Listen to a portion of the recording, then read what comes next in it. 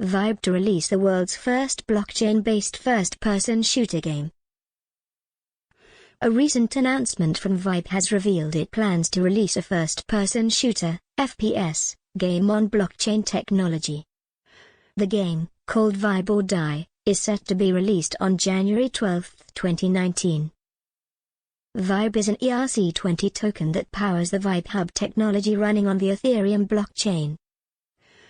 The Vibe website reads, Vibe Hub is a technology for creating a virtual reality marketplace and hubs where users can buy and sell experiences that would never be possible with traditional technology.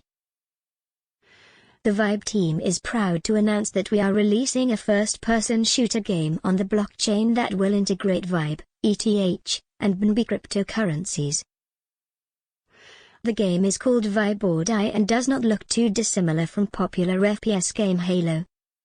Players will be awarded or deducted crypto tokens every time they record a kill or are killed themselves.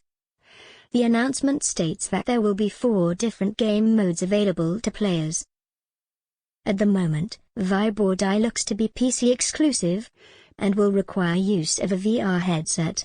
Vibe stated, "We decided to make the first release non-browser based and downloadable to allow the highest quality desktop graphics." Owners of BNB and ETH should note that if you wish to play with these tokens, you first need a balance of 1000 BNB or ETH in your VibeNet wallet. Vibe Hub is also accepting applications for other ERC20 tokens, and if accepted, they will be integrated into Vibe or Die. Here is the trailer. For more information and guides from CoinRivet, click here.